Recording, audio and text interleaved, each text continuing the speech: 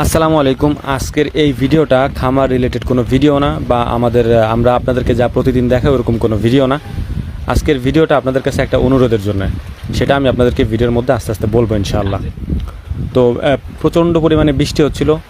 আমি আমার ভাগ্নেরে বলছিলাম যে ওর আসার দরকার নেই, ওর বাড়িতে থাকতে বলছিলাম যে তোর আসার দরকার নেই, আমি একা একা যাই। আর ওই যে আমার সাথে যে ছিল ও দুজনে, বাট না, ও আসবেই।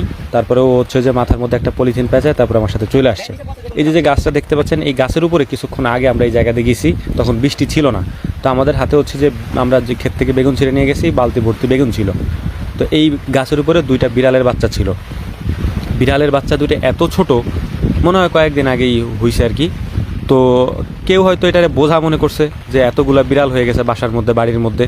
তো ওই ভদ্রলোক বা ভদ্র মহাশয় এই গাছের উপরে ওই বিড়ালের বাচ্চা দুটো রেখে চলে গেছে এখান থেকে।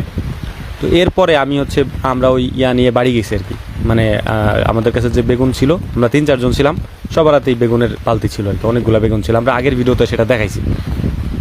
তো যারা আগের ভিডিওটা দেখছেন তারা দেখবেন যে আগের ভিডিওতে আমরা যখন এন্ট্রি করছি, মানে আমরা যখন এদিক দিয়ে যাচ্ছিলাম, তখন এটা আমি খেয়াল করিনি, কিন্তু ভিডিও যখন আমি এডিট করতে গেছি তখন দেখছি যে এই গাছের উপরে দুইটা বিড়ালের বাচ্চা বসা ছিল।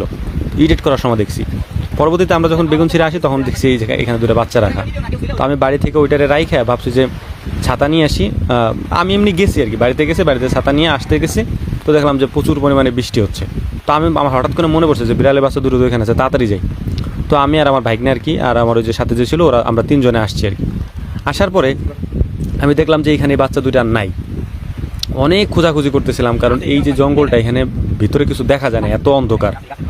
তো আমি আমার ভাগ্নেরে বলছি ওই যে সামনে একটা দোকান ছিল ভাঙা, ও এখানে যে দেখ যে ওইটার ভিতরে আছে কিনা, ওইখান থেকে গেল কিনা। কারণ বাচ্চা দুটো এত ছোট যে এখান থেকে এত যাওয়ার কথা না। হ্যাঁ, আমি বাড়ি থেকে গামছা টামছা নিয়ে আসছি যে ওই ঢাইকে নিয়ে যাবো এখান থেকে। আমাদের তো বাচ্চা দুইটা আছে। আমাদের মোট 4টা বিড়াল ছিল, একটা মারা গেছে কয়েকদিন আগে, আর এখন 3টা আছে আর কি, 2টা বাচ্চা আর একটা বড় বিড়াল। তো আছে যে এই দুটো আমি নিয়ে যাবো এখান থেকে। তো বাড়িতে যাই বলে আসছি, আমি আমার মারে বলছি যে আমি বাচ্চা দুটো আনতে গেলাম। মা হচ্ছে যে এই যে বাটিতে করে দুধ এবং ভাত দিয়ে মাখায় রাখছে, যে আচ্ছা ঠিক আছে নিয়ে। তো আমি এখানে আইসে বাচ্চা দুটোটা না পেয়ে আমার কাছে এত কষ্ট লাগতেছিল যে এই বাচ্চাগুলো গেল কোথায় এখান থেকে। কারণ হচ্ছে যে এত ছোট, হয়তো ওরা বৃষ্টি দেখে এখান থেকে নেমে গেছে, অথবা এইখানে যে কুকুর টুকুরে নিয়ে গেছে, অথবা কাকে নিয়ে গেছে। কিন্তু আমি এত পরিমাণে খুঁজলাম, খোঁজার পরে আমি বিড়ালের বাচ্চাটারে পাইনি। কিন্তু আমি খোঁজা বন্ধ করি নাই, তারপরও খুঁজতেছিলাম যে এই বৃষ্টির পানিতে এর নিচে নেমে গেল কিনা। যারা বিড়াল পালেন, পালতে না পারলে পালবেন না, সমস্যা কি, বিড়াল বাড়িতে রাখবেনই না। বাচ্চা হইলে সেগুলো ফালাই দিবেন, জঙ্গলে নিয়ে বস্তার মধ্যে ঘুরে ফালাই দেন। কি দরকার আছে আপনাদের এইগুলা প্রাণীদের প্রতি এরকম? এইগুলার বিচার আল্লাহ তাআলা করবেন, দেখবেন। ঠিক আছে, আমি একটা জিনিস আপনাদেরকে বললাম, এইগুলার বিচার আল্লাহ তাআলা করবেন, আমি জানি। এগুলা এই অবলা প্রাণীরা যারা কষ্ট দেয় না, দেখবেন যে